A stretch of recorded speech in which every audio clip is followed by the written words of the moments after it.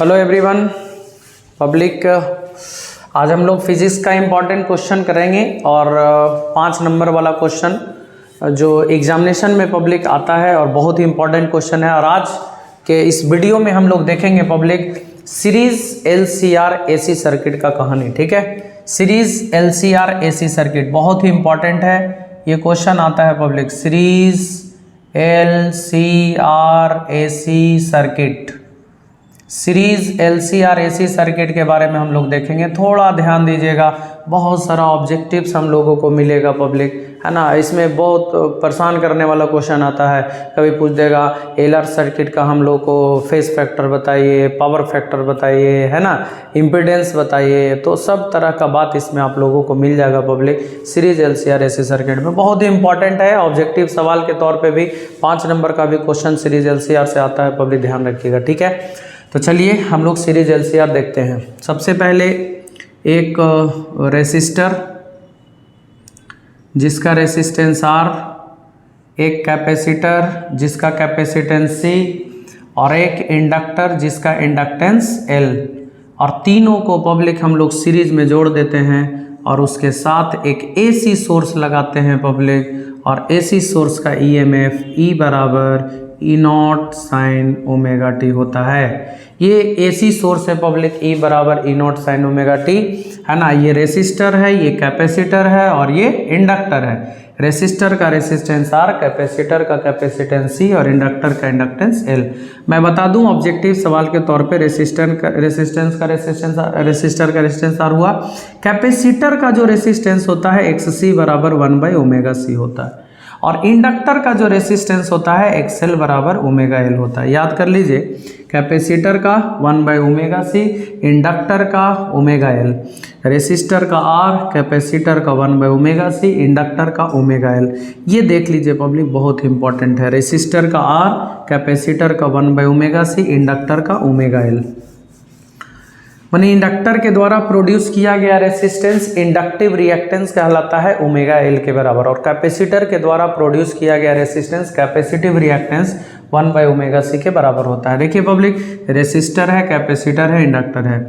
अगर हम थोड़ा सा डायग्राम देखें पब्लिक, तो हम लोग फेजर डायग्राम से सॉल्व करते हैं।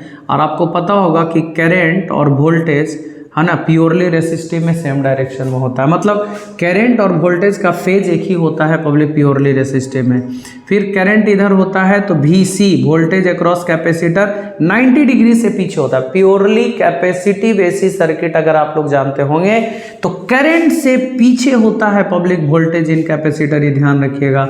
जबकि इंडक्टर में पब्लिक करंट से आगे होता है, तो ये ध्यान रखना है। करंट से आगे है VL, करंट से पीछे है VC और करंट के सेम डायरेक्शन में है VR।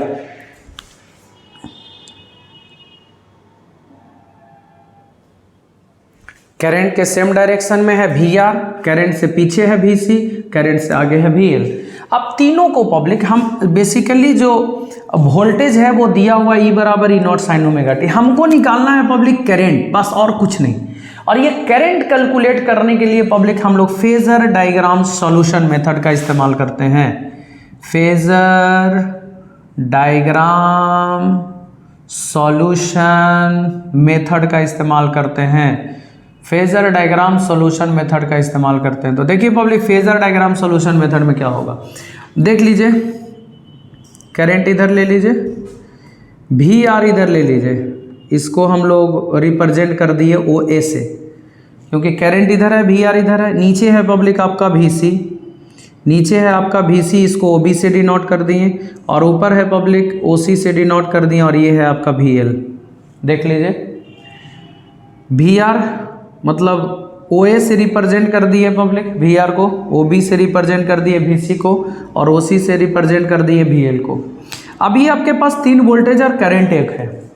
अब ये तीनों वोल्टेज का रिजल्टेंट निकालना चाहिए। देखिए एक छोटा सा हम वेक्टर का कॉन्सेप्ट आपको बता दे पब्लिक। मान लिया जाए 5 न्यूटन का फोर्स है, ऊपर लग रहा है 6 न्यूटन का और नीचे लग रहा है 2 न्यूटन का। तो पब्लिक सबसे पहले क्या करेंगे, तीनों का हमको रिजल्टेंट फोर्स निकालना है। सबसे पहले ये दोनों का रिजल्टेंट निकालें। एक ऊपर है 6, एक नीचे है 2, तो 6 में से 2 ऑब्वियसली अपोजिट डायरेक्शन है तो घटेगा, तो 6 में से 2 गया 4, 4 न्यूटन ऊपर होगा पब्लिक। ये दोनों का कहानी खत्म हो गया। अब ये 4 न्यूटन और 5 न्यूटन दोनों एक दूसरे के परपेंडिकुलर है और दोनों को जोड़ना हो तो जोड़ने के लिए क्या कॉन्सेप्ट होता है, दोनों के मदद से एक पैरेललोग्राम बना लेंगे और दोनों के मिड पॉइंट से डायगोनल खींच लेंगे। तो रिजल्टेंट का फॉर्मूला होता है a square b square 2ab cos theta, theta 90 रखेंगे तो cos 90 का वैल्यू 0, यानी 4 का स्क्वायर प्लस 5 का स्क्वायर, यही रिजल्टेंट फोर्स होगा। तो हूबहू यही कॉन्सेप्ट पर हम लोग पब्लिक इसको हम लोग ये करेंगे। तो देखिए पब्लिक, तो आपके पास 3 वोल्टेज है, एक हो गया OA जो VR को रिप्रेजेंट कर रहा है, OB जो VC को रिप्रेजेंट कर रहा है, और हम ये तीनों को एक लाइन पर हम बना दिए तीनों ग्राफ को। अब मान लेते हैं पब्लिक लेट VL बड़ा है VC से, मान लेते हैं पब्लिक ये दोनों में बड़ा ये है, अब ये भी ले सकते हैं, कोई दिक्कत ना है। तो अगर ये VL बड़ा है VC से पब्लिक, देन रिजल्टेंट ऑफ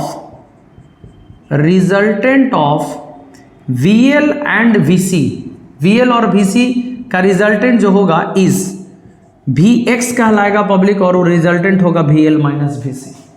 ये दोनों का रिजल्टेंट ऊपर ही होगा पब्लिक, क्योंकि ई बड़ा लिए हैं, मान लीजिए 10 न्यूटन है, 4 न्यूटन है, तो रिजल्टेंट 10 माइनस 6 होगा और ऊपर की तरफ ही होगा, यानी VX बराबर VL माइनस VC, और इसको रिप्रेजेंट कर दिए OD से।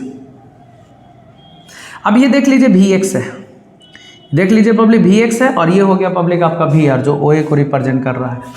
अब आपके पास 2 वोल्टेज, एक VR और एक VX, 2 वोल्टेज VR और VX, बाकी कहानी खत्म है। अब ये दोनों को जोड़ना हो पब्लिक, तो दोनों के मदद से पैरेललोग्राम बनाएंगे और दोनों के मिड पॉइंट से एक डायगोनल खींचेंगे, यही डायगोनल रिजल्टेंट वोल्टेज बताएगा। तो resultant of VX and VR is, देखिए क्या होगा resultant public, root under A square plus B square, ये दोनों के बदले ये है पब्लिक, VX का स्क्वायर VR का square plus 2 VX VR cos 90, 90 का वैल्यू 0, कहानी खत्म, हटाइए उसको। मतलब ये दोनों का रिजल्टेंट पब्लिक आ गया रूट अंडर VX का स्क्वायर प्लस VR का स्क्वायर। आप देख सकते हैं पब्लिक, ये तीनों वोल्टेज का रिजल्टेंट वोल्टेज ये है और रिजल्टेंट करंट ये है। तो वोल्टेज, ये एंगल को अगर हम लोग फाई मानते हैं तो वोल्टेज से करंट पीछे हुआ कि नहीं, तो हम लोग कह सकते हैं कि करंट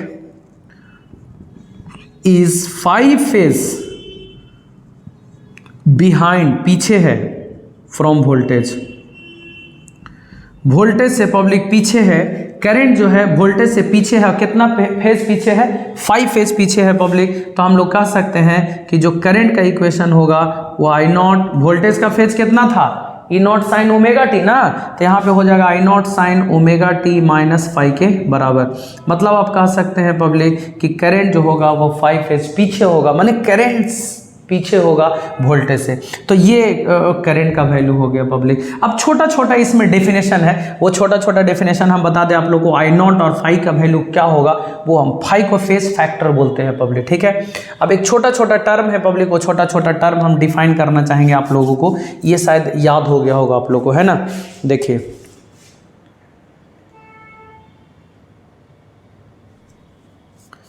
देखिए छोटा छोटा टर्म क्या है पब्लिक, मैं आप लोग को बताता हूं, ध्यान रखिएगा आप, ठीक है।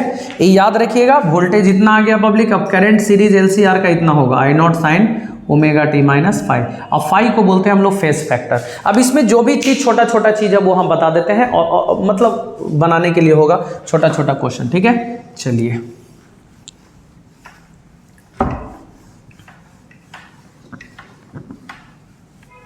सबसे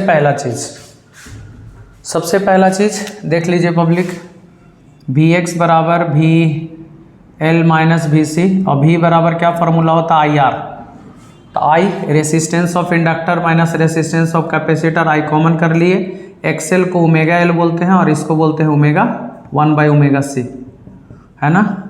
और Vx को बोलेंगे IX, V बराबर IR होता है, तो I रेसिस्टेंस है ये सब, है ना।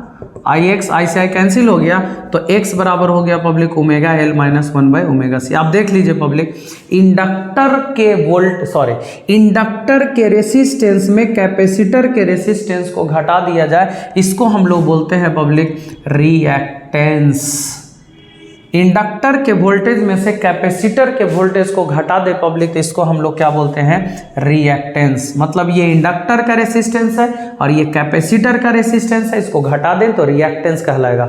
और मैं बता दूं ये रेसिस्टेंस है, ओम होगा, रिएक्टेंस भी जो घटा करके आया है पब्लिक वो भी ओम होगा। मतलब रिएक्टेंस का ऐसा यूनिट होता है ओम। ऑब्जेक्टिव सवाल आया हुआ है। चलिए पब्लिक, अब टोटल वोल्टेज तो हम लोग जान गए, देख लीजिए वो क्या था, वी एक्स का स्क्वायर प्लस वी आर का स्क्वायर, वी एक्स का square plus v r square का रूट अंडर। तो भी टोटल वोल्टेज था पब्लिक। तो टोटल वोल्टेज भी बराबर आई आर। टोटल रेसिस्टेंस को हम लोग जेड लिखते हैं, जेड मतलब इम्पीडेंस। ये तीनों को मिला दीजिए पब्लिक रेसिस्टेंस को, तो उसको हम लोग बोलते हैं इम्पीडेंस। तो टोटल रेसिस्टेंस है जेड। वी एक्स को लिखेंगे आई एक्स का स्क्वायर और वी आर को लिखेंगे आई आर का स्क्वायर। देखिए पब्लिक आई स्क्वायर कॉमन रूट से बाहर निकालेंगे, आई से आई कट गया, तो जेड बराबर क्या होगा, एक्स का स्क्वायर, एक्स को बोलेंगे omega l minus 1 by omega c का होल स्क्वायर और प्लस आर स्क्वायर। ये देख लीजिए पब्लिक किसका फॉर्मूला हुआ, इम्पीडेंस का। यानी आपसे पूछ देगा इम्पीडेंस क्या है, तो सीरीज एलसीआर में टोटल रेसिस्टेंस जो ऑफर किया जाएगा पब्लिक उसी को हम लोग क्या बोलेंगे, इम्पीडेंस। और इम्पीडेंस का फॉर्मूला देख लीजिए ये। तो कभी कभी पूछ देता है पब्लिक एलआर सर्किट का इम्पीडेंस निकाले। इम्पीडेंस तो एलआर माने कैपेसिटर ना है, एक हटा दीजिए तो बचेगा ओमेगा एल का स्क्वायर प्लस आर स्क्वायर। ये हो गया पब्लिक इम्पीडेंस, है ना। ये इम्पीडेंस हो गया public total resistance offered by series LCR AC circuit. तो ये रिएक्टेंस हो गया, ये इम्पीडेंस हो गया। रिएक्टेंस का उल्टा ससेप्टेंस होता है और इम्पीडेंस का उल्टा होता है एडमिटेंस। इसका भी ऐसा यूनिट ओम होगा पब्लिक, लेकिन इसका जो रेसिप्रोकल होगा ना, reciprocal of impedance is called admittance. उसको हम लोग बोलते हैं पब्लिक एडमिटेंस। और इसका रेसिप्रोकल, रिएक्टेंस का रेसिप्रोकल ससेप्टेंस कहलाएगा पब्लिक। ऐसा यूनिट 1 बाई ओम हो जाएगा। ये चीज हो गया, ये डिफिनेशन था छोटा छोटा, ठीक है। और एक दो हम बताना चाहेंगे पब्लिक आप लोगों को, देख लीजिए। इसमें जो भी क्वेश्चन आपसे पूछेगा पब्लिक सब बन जाएगा, ठीक है।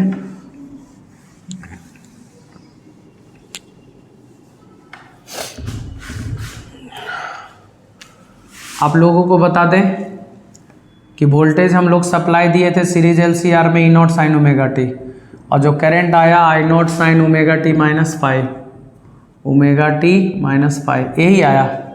फाइव को हम लोग फेज फैक्टर बोलते हैं। तो देखिए पब्लिक फेज फैक्टर हम निकाल देते हैं। फाइव को फेज फैक्टर बोलते हैं, फेज फैक्टर हम निकाल देते हैं। देखिए कॉस फाइव tan फाइव जो निकालना वो निकाल दीजिए।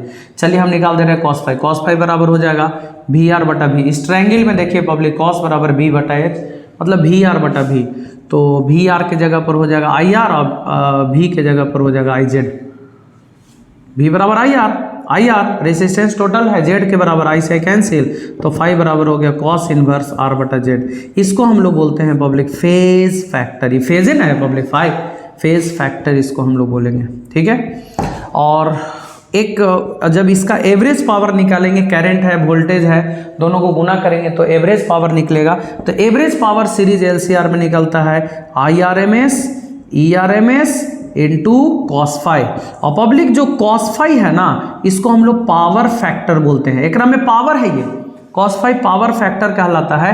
और पावर फैक्टर के वैल्यू जो होगा पब्लिक वही कॉस फाइव बराबर हो जाएगा आर बटा जेड के बराबर। तो ये पावर फैक्टर, ये फेज फैक्टर हो गया पब्लिक, एवरेज पावर हो गया सीरीज एलसीआर में, है ना।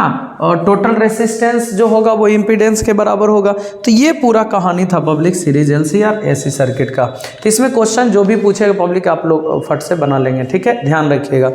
तो ये हो गया आपका पावर फैक्टर, ये हो गया आपका फेज फैक्टर। तो ऐसे करके हम लोग निकालते हैं पब्लिक, ठीक है। तो ये सीरीज एलसीआर का कहानी था, बहुत इंपॉर्टेंट। ऑब्जेक्टिव जितना था पब्लिक सारा हम करवा दिए। 5 नंबर में रहेगा तो पूरा आपको बनाना पड़ेगा। Okay, thank you.